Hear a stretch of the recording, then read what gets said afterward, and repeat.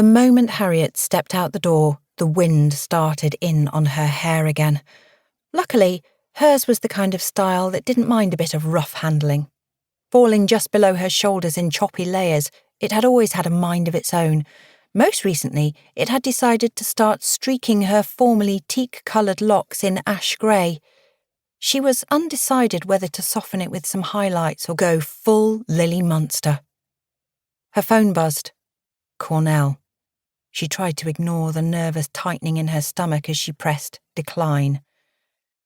As she made her way to the main gate, she spotted Leo, fifth member of the famous five and Rico's on-off boyfriend, slip through an arch, cut into the perimeter brick wall, and in a snap decision, decided to follow him.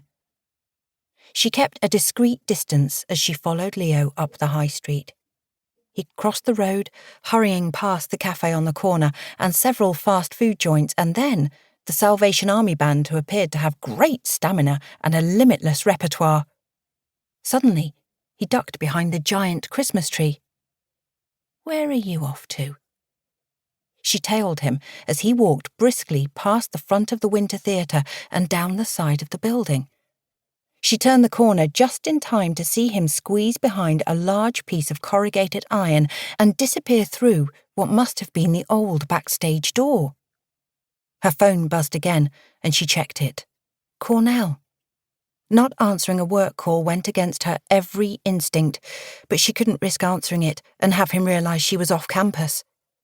She let it go to voicemail and consoled herself with the knowledge that if it was urgent, Ali would call.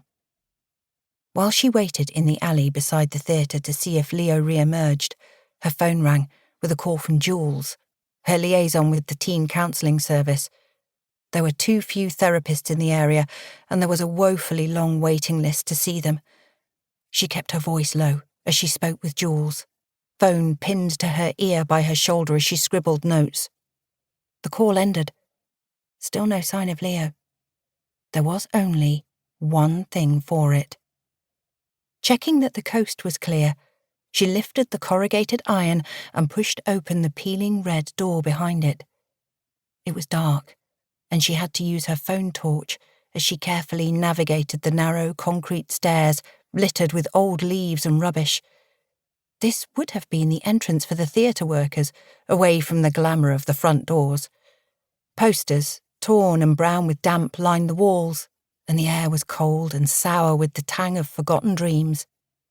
From somewhere farther inside the building, she heard muffled snatches of voices and followed the sound. At the top of the stairs was a corridor, which split into three and was signposted dressing rooms, stage, and front of house. The corridors leading to the former were in darkness, but there was a dim light at the end of the one leading to the front of house, and it was this that Harriet decided to follow. Here there was carpet, albeit carpet that had seen better days, and the farther along she walked, the more decorative the corridor became. Soon, paper posters were replaced by prints in Baroque-style frames, their details obscured by decades of dust. The walls became panelled below and ornately corniced above, and the ceiling height grew and arched. Now she was faced with two more choices: lobby or house. She chose lobby, and in a few moments found herself stepping down a short flight of stairs and out into a wide space. A cobweb-strewn chandelier hung down from a ceiling that was decorated with swirling roses and twisting thorns. The plasterwork was cracked and chipped, and in places damp patches bloomed in brown frills across the once white stucco. The light that had drawn her came from dimly glowing Art Nouveau wall sconces. These too dripped with cobwebs. To allow such grandeur to rot felt almost obscene.